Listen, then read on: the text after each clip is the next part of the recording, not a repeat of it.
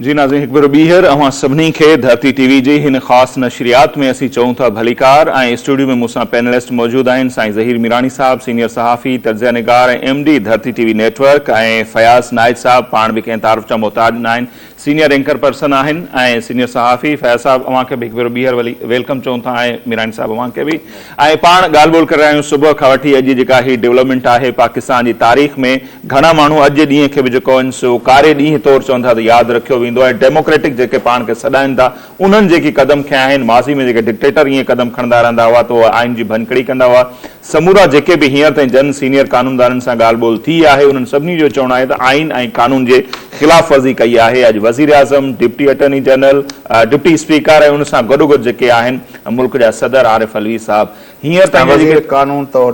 फवाद चौधरी साहब जेके हुआ उहा वज़ीर कानून। सो हींअर जी जेका ताज़ा तरीन सूरत हाल आहे मीरानी साहब, फयाज़ साहब, उहा इहा आहे त जजिस जे हवाले सां ॿुधाए पंहिंजे ज़रियनि जे हवाले सां त उन्हनि पंहिंजी मुशावरत मुकमल करे वरिती आहे। चीफ जस्टिस उमर अता बंदियाल साहब जेके आहिनि सुप्रीम कोर्ट में मौजूदु आहिनि। इम्कान इहो ॾेखारे पियो त 5 सवा 5 वॻे यानी अधु कलाक या 15 मिंटनि जे अंदरि अंदरि हेयरिंग जेका आहे उहा थी सघे थी। अॼोकी सूरत ॾिसो, हाणे सुप्रीम कोर्ट जे हवाले सां 3-4 ॻाल्हियूं त बिल्कुलु वाज़े आहिनि। हिकिड़ो जेको पाण ॻाल्हायोसीं पंहिंजो आइनी माहिरनि सां, हुननि पाण खे इहो ॿुधायो त एज़ पर कॉन्स्टिट्यूशन 95 जे तहत 7 ॾींहंनि जे अंदरि वोटिंग थियणी हुई ऐं सुप्रीम कोर्ट जे अंदरि इहा हुकूमत यकीन दहानी कराए चुकी आहे अटॉर्नी जनरल जे थ्रू असां वोटिंग वारे अमल खे स्मूथली ऑपरेट करणु ॾींदासीं। सुप्रीम कोर्ट हुनखे वाज़े लफ़्ज़नि ॾिनियूं हुयूं त इहो जेको वोटिंग वारो अमल आहे उहो एज़ पर कॉन्स्टिट्यूशन तव्हां हुनखे न रोकींदो।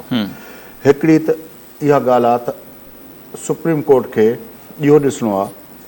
त इहो जेको 7 ॾींहंनि वारो 95 जी जेका ऑब्लिगेशन आहे 7 ॾींहंनि जे अंदरि वोटिंग थियणी आहे, उन खे जेको आहे उहो केतिरो उहो थी सम्झे इम्पोर्टेंट थी सम्झे त उहो 7 ॾींहंनि जे अंदरि थिए। जेकॾहिं उहो बुनियादी नुक़्तो तइ थी वियो त उनजो मतिलबु आहे त इहा वोटिंग अॼु थियणु घुरिजे एज़ पर 95। नंबर 1। नंबर 2 जेका ॻाल्हि आहे उहा इहा आहे त हीउ जेको सॼो प्रोसेस थियो आहे डिप्टी स्पीकर जी ऐं हो,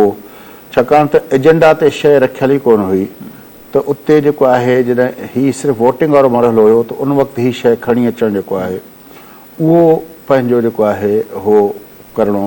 त फवाद चौधरी रेज़ोल्यूशन मूव करे एज़ अ लॉ मिनिस्टर ऐं डिप्टी स्पीकर जेको आहे उनखे साज़िश खे मनो अन क़बूल करे, छाकाणि त दुनिया पाकिस्तान जे कंहिं बि इदारे अञा ताईं इन खे कंस्पायरेसी तस्लीम न कयो, छाकाणि त उहो जेको आर्टिकल कोट कयो अथऊं उहो आहे रियासत सां वफ़ादारी जो।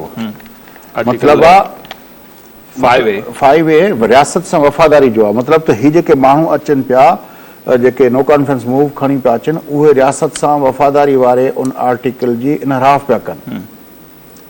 जेकॾहिं इनहराफ़ पिया कनि 5 में इहो आहे त इनहराफ़ करण वारनि जे लाइ वरी 6 में लिखियलु आहे त इनहराफ़ करण वारनि लाइ छा आहे। त हाणे हीउ जेको आहे त हेतिरनि 200 माण्हुनि ते 198 ते अॼु असेंबली जे अंदरि थी आहे, 198 माण्हुनि ते माना हिननि इल्ज़ाम हणी छॾियो त उन्हनि रियासत सां जेको आहे वफ़ादारी खां इनहराफ़ कयो आहे।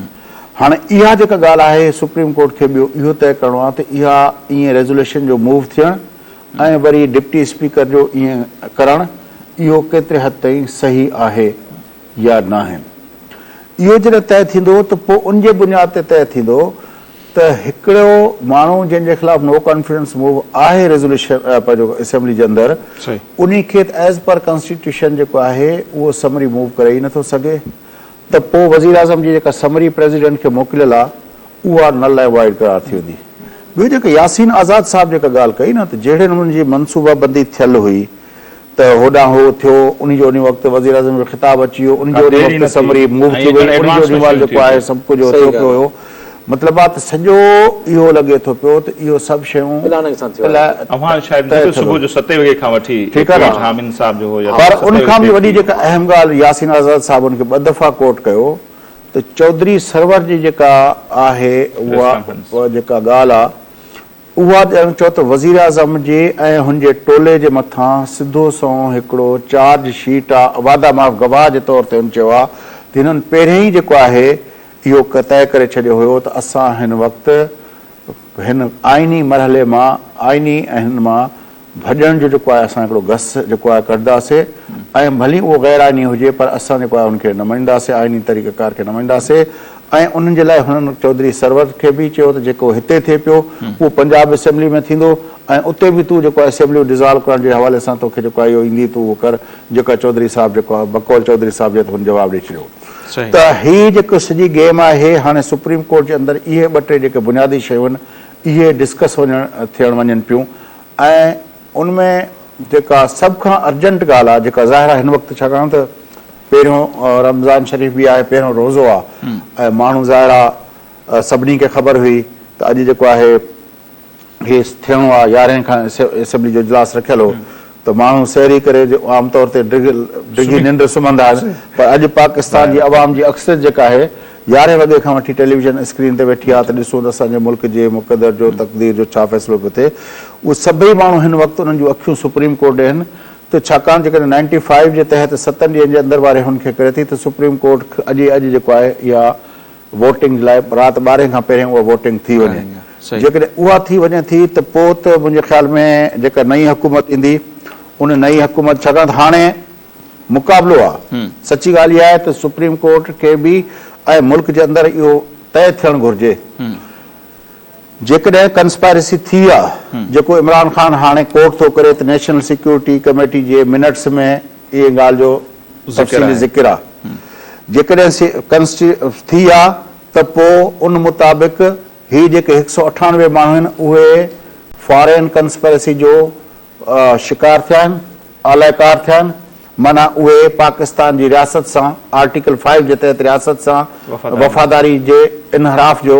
जेको आहे पंहिंजो मुर्तकिब थिया आहिनि, पोइ उन जे मथां आर्टिकल 6 लॻणु घुरिजे। जेकॾहिं न त पोइ आइन खे सबवर्ट करण जो जेको ज़मीर घुमरे साहिब जेको लफ़्ज़ इस्तेमालु कयो जेको आइन जे आर्टिकल 6 में अंदरि जेको लिखियलु आहे सबवर्ट करणु, एबॉर्ट करणु ऐं उहे जेके 2 टे जेके टर्म इस्तेमालु थियल आहिनि सबवर्जन जे केस में पोइ इहो प्राइम मिनिस्टर, पोइ उहो डिप्टी स्पीकर ऐं पोइ उहो जेको आहे तव्हांजो उन वक़्त जो लॉ मिनिस्टर फवाद चौधरी ऐं उनखां अलावा जेको आहे हाणे प्रेसिडेंट ते उहो लागू थिए थो या नथो लागू थिए छाकाणि त इहो हिकिड़ो ख़ुदि जेको वॾो सुवालु आहे त प्राइम मिनिस्टर उहो कीअं थींदो छाकाणि त हीअ सॼी गेम जेका आहे हीअ PTI जी किचन काबीना जो फ़ैसिलो आहे, ही को हो न आहे ऐं चौधरी सरवर खे बि हुन PTI जी किचन काबीना जे तौर ते ट्रीट करणु। प्रेसिडेंट ऑफ पाकिस्तान हिकिड़ी पार्टी जी किचन कैबिनेट तौरु ऑपरेट करे उनजी भेट में जेको आयो त जेका पाण खे ॻाल्हायो पिए यासीन आज़ाद साहिबु ॿुधायो पिए त स्पीकर असद कैसर हिननि खे जवाबु ॾेई छॾियो, बकौल यासीन साहिब जी इंफॉर्मेशन मुताबिक़ हुन जवाबु ॾेई छॾियो त बाबा न मां हिन जो हिसो न थींदुमि छाकाणि मूंखे वोटिंग करण खां सवाइ मतिलबु हुन आइनी ज़िम्मेवारी निभाई। पंहिंजो गवर्नर पंजाब जेको आहे पंहिंजी आइनी ज़िम्मेवारी तहत चयो त न मां इहो कमु न करे सघंदुमि छाकाणि आइन मूंखे हिन ॻाल्हि जी इजाज़त नथी ॾे। पर प्रेसिडेंट ऑफ पाकिस्तान जेको हेड ऑफ द स्टेट आहे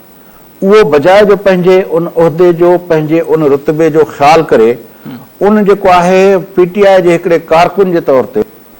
मतिलबु सही करण में देरी न कई आहे या थी सघे थो त इहे सहियूं ॿियूं पहिरियों थियूं पियूं पंहिंजो पब्लिक पोइ कयूं वियूं त इहो सॼो जेको चकर आहे जेकॾहिं प्रेसिडेंट जे मर्तबे ते वेही माण्हू जेको आहे इहो करे थो त हू जेको आहे हेड ऑफ द स्टेट आहे, हेड ऑफ द स्टेट जेकॾहिं ज़हीर साहिब खां पुछां ज़हीर साहिब ही जेका नैरेटिव चऊं थ्योरी चऊं जंहिंखे खपाइण जी कोशिशि ख़ान साहिबु करे पियो 27 तारीख़ वारे जलसे खां वठी इंटरनेशनल साज़िश थी आहे मुंहिंजे ख़िलाफ़ इहो केतिरो सेल थी सघंदो नेक्स्ट इलेक्शन में ऐं अमरीका मुंहिंजे ख़िलाफ़ आहे छाकाणि त अमरीका मुख़ालिफ़ हिकिड़ी लाबी पाकिस्तान में हिकिड़ो इहो सुवालु। ॿियो त जेकॾहिं इहा साज़िश वाक़ई हुई डिप्टी स्पीकर खे बि ख़बर हुई त डिप्टी स्पीकर वोटिंग जो ॾींहुं छो मुक़ररु कयो जेको वॾो सुवालु उथे पियो भई त तव्हां त पहिरीं हिन खे अदम एतमाद जे रथ खे साज़िश करार ॾेई रद्द करे पिए सघिया पोइ अॼु जे ॾींहुं जो हुननि चूंड छो कई? असल में छा हो त साईं हिननि खे इहा उमेद हुई त असांखे सपोर्ट मिलंदी ऐं असां कुझु माण्हू जेके आहिनि पाण जेके छॾे विया आहिनि पार्टी जा जेके बाग़ी अरकान चवनि या जेके हिनखे छॾे विया आहिनि मुनरफ़ चवनि जेके बि चवनि हुनखे हुनजे नज़र सां जेको आहे त असांजे शायदि उहे अची सघनि त एस्टेब्लिशमेंट जे तरफ़ां हिननि खे का अहिड़ी ख़ासि सपोर्ट न मिली सघी बल्कि हीअ थियो त जीअं हिन जा घणा मेंबर जेको आहे 25 खां 30 मेंबर जॾहिं हिन खां टुटी विया त इहा बग़ावत अंदरि पार्टी में तमामु घणी वधी वई ऐं जेको हिननि रिथाबंदी ठाही पई त असांखे मुस्तक़बिल में ABC प्लान तहत कीअं कमु करिणो आहे त उन में बि जेके मेन हिननि जा माण्हू हुया उन्हनि जूं जेके ॻाल्हियूं हुअनि जीअं फयाज़ साहिब बि चयो ऐं यासीन साहिब बि चयो त उन में घणा माण्हू हुनजो साथ ॾियण खां हुननि इनकार कयो जेको आहे त पोइ हिननि इन प्लान तहत जेको आहे वर्क शुरू कयो त हिन वक़्तु जेका सिचुएशन उहा इहा ई वञी बीहे थी मजमूई तौर ते त इहो फ़ैसिलो सुप्रीम कोर्ट खे ई करिणो आहे। अच्छा हाणे ॾिसो इहो आहे त वाक़ई जेका न्यूट्रल थ्योरी असां वटि हले थी त उहा वाक़ई न्यूट्रल आहिनि या न आहिनि छो त इहा हक़ीक़त आहे जीअं असां पहिरियों बि बहस कयोसीं